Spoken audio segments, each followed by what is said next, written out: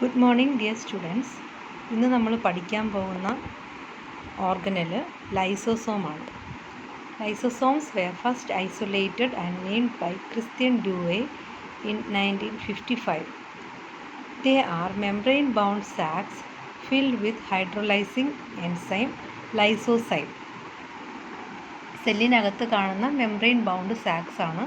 Single മെംബ്രെയിനേ ഉള്ളൂ. Mitochondria പോലെയും endoplasmic reticulum പോലെയും ഡബിൾ മെംബ്രെയിൻ ബൗണ്ട് അല്ല.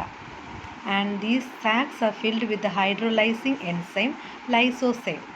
ബ്രേക്ക് ഡൗൺ ചെയ്യുന്ന എൻസൈംസ് ആണ്. ഹൈഡ്രോലൈസിങ് എൻസൈം ആയിട്ടുള്ള ലൈസോസൈം ആണ് ലൈസോസോംസിൻ്റെ ഉള്ളിൽ കാണുന്നത്. This organelle is absent in mature RBC and prokaryotic cell.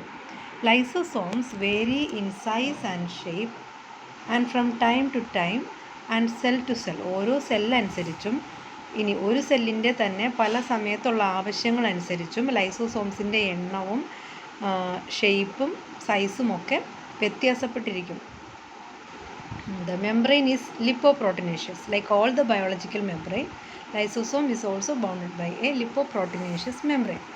ഇനി അതിൽ കാണുന്ന ലിപ്പിഡ്സ് എന്ന് പറയുന്നത് നേരത്തെ പറഞ്ഞ പോലെ ഗോൾജിയിലെ പോലെ തന്നെ ഫോസ്ഫോലിപ്പിഡ്സും കൊളസ്ട്രോളുമാണ്. Proteins in lysosome membrane include glycosylated proteins.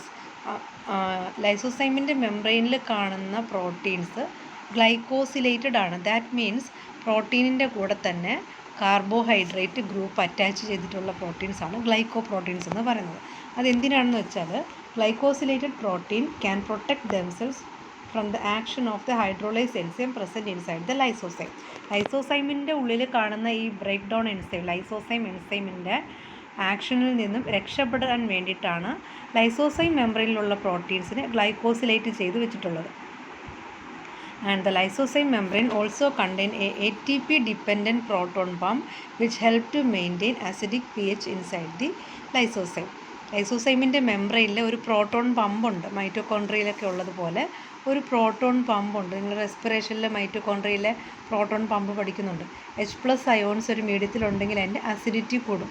അതുപോലെ ലൈസോസൈമിൻ്റെ ഉള്ളിലെ ആസിഡിക് pH മെയിൻറ്റെയിൻ ചെയ്യാൻ വേണ്ടി ലൈസോസൈമിൻ്റെ മെംബ്രെയിനിൽ ATP ഡിപ്പെൻഡൻറ്റ് പ്രോട്ടോൺ പമ്പുണ്ട്.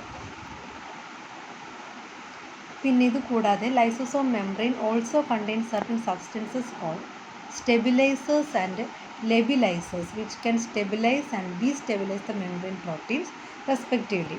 ഈ സ്റ്റെബിലൈസേഴ്സ് എന്ന് പറയുന്ന സബ്സ്റ്റൻസ് മെംബ്രെയിനിലുള്ള പ്രോട്ടീൻസിനെ സ്റ്റെബിലൈസ് ചെയ്യുകയും ലെബിലൈസേഴ്സ് എന്ന് പറയുന്ന സബ്സ്റ്റൻസ് മെംബ്രെയിൻ പ്രോട്ടീൻസിനെ ഡീസ്റ്റെബിലൈസ് ചെയ്യുകയും ചെയ്യും. ഇനി ഈ പറഞ്ഞ സ്റ്റെബിലൈസേഴ്സിന് ലെബിലൈസേഴ്സിന് എക്സാമ്പിളാണ് progesterone, testosterone, oestradiol, vitamin A and K. ഇതൊക്കെ അനിമൽസിലാണ് കാണുന്നത്. സെൽ ഓർഗനൽസ് പഠിക്കുമ്പോൾ കോമൺ ആയിട്ടേ പറയാൻ പറ്റുള്ളൂ. അനിമൽ സെല്ലിനും പ്ലാന്റ് സെല്ലിനും കോമൺ ആയിട്ടാണ് നമ്മളിപ്പോൾ സെൽ ഓർഗനൽസ് എല്ലാം പഠിച്ചത്. ഈ പറഞ്ഞ എന്താണ് ഈ പ്രൊജസ്ട്രോൺ, ടെസ്റ്റോസ്റ്റിറോൺ, ഈസ്ട്രാഡയോൾ ഇതെല്ലാം സ്റ്റെബിലൈസേഴ്സിന് എക്സാമ്പിളാണ്. ഇതാണ് ലൈസോസൈമിൻ്റെ സ്ട്രക്ചർ. യെല്ലോ കളറിൽ കാണുന്നത് ഇതിൻ്റെ മെംബ്രെയിനാണ്. യെല്ലോ കളറിൽ കാണുന്നത് ലിപ്പിഡ് പ്രോട്ടീൻ മെംബ്രെയിനിൻ്റെ മുകളിലുള്ള കാർബോഹൈഡ്രേറ്റ് ഗ്രൂപ്പാണ്. ഗ്ലൈക്കോസിലേഷനാണ് കാണുന്നത്. ഗ്രീൻ കളറിൽ കാണുന്നതാണ് മെംബ്രെയിൻ. അതിൻ്റെ ഉള്ളിൽ ഹൈഡ്രോലൈറ്റിക് എൻസൈംസ് ഉണ്ട്. ഇനി lysozyme matrix contain hydrolytic enzyme which functions only in acidic medium. ലൈസോസൈമിൻ്റെ ഉള്ളിൽ കാണുന്ന ഹൈഡ്രോലൈറ്റിക് എൻസൈമിൻ്റെ പേരാണ് acid hydrolases and this enzyme functions only in acidic medium. This powerful enzyme can destroy even the biological molecules inside the cell. ഇപ്പോൾ സെല്ലിനകത്ത് കാണുന്ന മറ്റ് molecules ആയിട്ടുള്ള റൈബോസോംസിനെയും മൈറ്റോകോൺട്രിയയെയും Golgi അപ്പാരറ്റസിനെ പോലും ഈ മറ്റ് ഓർഗനൽസിനെ എല്ലാം ഡിസ്ട്രോയ് ചെയ്യാനുള്ള പവർഫുൾ ആയിട്ടുള്ള എൻസൈമാണ് ആസിഡ് ഹൈഡ്രോലൈസസ്. ഈ ആസിഡ് ഹൈഡ്രോലൈസസ് എന്ന് പറയുന്നത് ഒരു എൻസൈം അല്ല, but A group of enzyme acidic മീഡിയത്തിൽ ഫങ്ഷൻ ചെയ്യുന്ന ഹൈഡ്രോലൈസിങ് എൻസൈംസ് ആണ്. And they include lipase, lipid digesting enzyme, phosphatase, phosphate ഗ്രൂപ്പിനെ ബ്രേക്ക് ഡൗൺ ചെയ്യുന്ന എൻസൈം. ന്യൂക്ലിക് ആസിഡിനെ ബ്രേക്ക് ഡൗൺ ചെയ്യുന്നത്. ഗ്ലൈക്കോസിഡേസ് കാർബോഹൈഡ്രേറ്റ്സിനെ ബ്രേക്ക് ഡൗൺ ചെയ്യുന്നത്. സൾഫർ കോമ്പൗണ്ട്സിനെ ബ്രേക്ക് ഡൗൺ ചെയ്യുന്നത്. ഇതെല്ലാം ഹൈഡ്രോലൈറ്റിക് എൻസൈംസിന് എക്സാമ്പിളാണ്. പക്ഷേ ലൈസോസോമിൻ്റെ ഉള്ളിൽ ഈ എൻസൈംസ് ഇലക്ട്രോസ്റ്റാറ്റിക്കലി സ്റ്റേബിളാണ്. അല്ലെങ്കിൽ ലൈസോസോമിൻ്റെ മെംബ്രെയിനിലുള്ള പ്രോട്ടീൻസിനെ പോലും ഇത് ബ്രേക്ക് ഡൗൺ ചെയ്യാൻ സാധ്യതയുണ്ട്. And these enzymes are acidic hydrolase എന്ന് പറയുന്ന ഈ എൻസൈം ലൈസോസൈമിൻ്റെ ഉള്ളിൽ കാണുന്നത് ഇലക്ട്രോസ്റ്റാറ്റിക്കലി സ്റ്റേബിൾ ഫോമിലാണ്. And this is called enzyme latency. ഈ കാണിച്ചിട്ടുള്ളത് സ്പേം സെല്ലാണ്, ഹ്യൂമൻ സ്പേം സെല്ലാണ്, സ്പെർമറ്റോസോവ. അതിൻ്റെ ഹെഡിൽ ലൈസോസൈം അക്രോസോം എന്ന് പറഞ്ഞിട്ട് സ്പേം ഹെഡിലൊരു ഓർഗനലുണ്ട്. This acrosome is nothing but lysosome and it is also filled with hydrolytic enzymes. This enzyme is responsible for degenerating the cell membrane of egg. ഇനി ലൈസോസോമിൻ്റെ ഒറിജിനെ കുറിച്ച് പല വ്യൂ ആണുള്ളത്. According to one view, lysosomal enzymes are first synthesized in the ribosome, then transported to rough endoplasmic reticulum. റൈബോസോമിലാണ് protein synthesis നടക്കുന്നത്. അപ്പോൾ proteins ആണ്, all enzymes are proteins. ഇങ്ങനെ റൈബോസോമിൽ സിന്തസൈസ് ചെയ്യുന്ന പ്രോട്ടീനേഷ്യസ് എൻസൈംസ് റഫ് എൻഡോപ്ലാസ്മിക് റെറ്റിക്കുലത്തിൽ വെച്ചാണ് ഫൈനൽ എൻസൈം രൂപത്തിലേക്കായി മാറുന്നത്.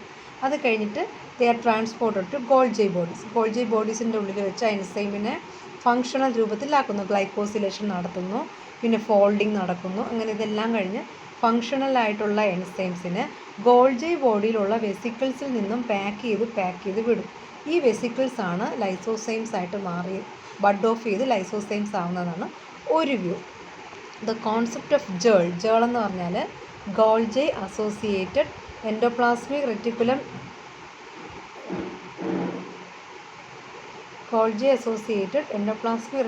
involved in the formation of lysosome.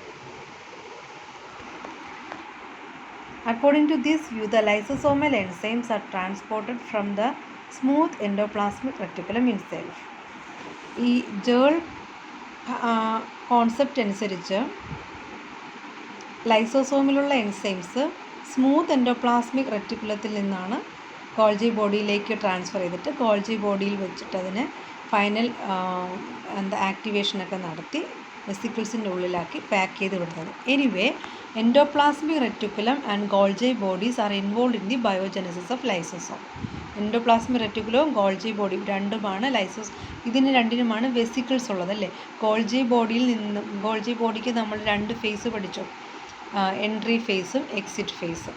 Entry ഫേസിൽ കൂടെ ഈ പ്രോട്ടീൻസ് കയറി അതിനകത്ത് ഗോൾജി ബോഡിയുടെ ഉള്ളിൽ വെച്ച് അതിനെ മോഡിഫൈ ചെയ്ത് ഗ്ലൈക്കോസിലേറ്റ് ചെയ്ത് ഫങ്ഷണൽ എൻസൈംസ് ആക്കി മാറ്റിയതിന് ശേഷം ഗോൾജി ബോഡിയിൽ തന്നെയുള്ള വെസിക്കിൾസിൻ്റെ അകത്ത് പാക്ക് ചെയ്ത് സിസ്റ്റർനയിൽ നിന്നും പിഞ്ച് ഓഫ് ചെയ്യാണ്, കട്ട് ഓഫ് ചെയ്തിട്ട് അതിൻ്റെ എക്സിറ്റ് ഫേസ് ട്രാൻസ് ഫേസിൽ നിന്നും അത് ബഡ് ഓഫ് ചെയ്തിട്ട് ലൈസോസോംസ് ആയിട്ട് പോവുകയാണ്. ഇങ്ങനെയാണ് ലൈസോസോംസ് ഉണ്ടാകുന്നത്.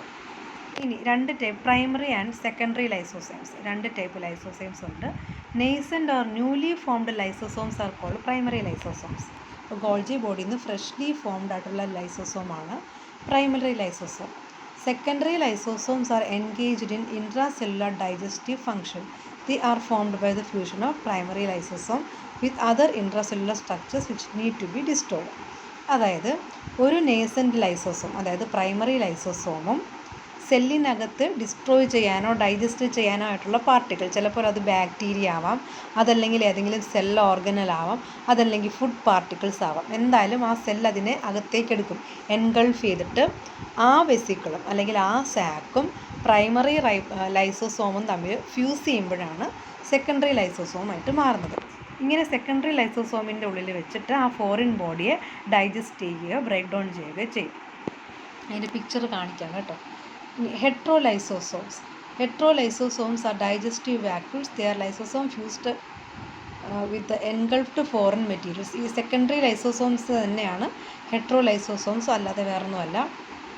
ഇനി ഈ ഫോറിൻ മെറ്റീരിയൽ എന്ന് പറയൂല, എൻഗൾഫ് ചെയ്ത ഫോറിൻ മെറ്റീരിയൽ ഒരു ലിക്വിഡ് പാർട്ടിക്കിൾ ആണെങ്കിൽ അതിനെ പീനോസൈറ്റോസിസ് എന്ന് പറയും. എൻഗൾഫ് ചെയ്യുക എന്ന് പറഞ്ഞാൽ എന്താണ്? അമീബയൊക്കെ അതിൻ്റെ ന്യൂട്രീഷൻ കണ്ടിട്ടില്ലേ? അമീബ അതിൻ്റെ ഫുഡ് മെറ്റീരിയലിൻ്റെ ചുറ്റും സ്യൂഡോപോഡിയ പ്രൊഡ്യൂസ് ചെയ്തിട്ട് സ്യൂഡോപോഡിയയുടെ ഉള്ളിലേക്ക് അതിനെ ആക്കി എൻഗൾഫ് ചെയ്യുന്നത്. അതുപോലെ സെല്ലും മെറ്റീരിയൽസിനെ എൻഗൾഫ് ചെയ്യാറുണ്ട്.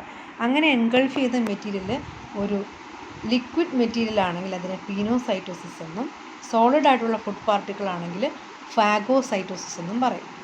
ഇനി പീനോസൈറ്റോസിസിന് മറ്റൊരു പേരും കൂടെ ഉണ്ട്, സെൽ ഡ്രിങ്കിങ്. ഫാഗോസൈറ്റോസിസിൻ്റെ മറ്റൊരു പേരാണ് സെൽ ഈറ്റിംഗ്. ഇങ്ങനെ ഫാഗോസൈറ്റോസിസ് വഴി അകത്തേട്ട് കയറിയ വെസിക്കിളിൽ ചിലപ്പോൾ ഫുഡായിരിക്കും, അത് നേരത്തെ പറഞ്ഞല്ലോ സെക്കൻഡറി ലൈസോസോമായിട്ട് ഫ്യൂസ് ചെയ്തിട്ടാണ് ഹെട്രോ ലൈസോസോംസ് ഉണ്ടാകുന്നത്.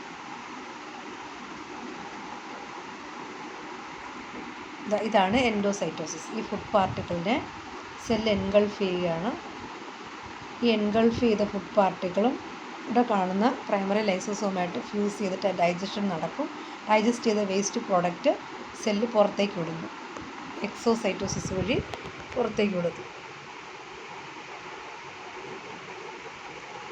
അതേ സംഗതി തന്നെയാണ് ഇവിടെ കാണിച്ചിട്ടുള്ളത്. ഫുഡ് മെറ്റീരിയൽ എൻഗൾഫ് ചെയ്യുന്നു, ഡൈജഷൻ നടക്കുന്നു.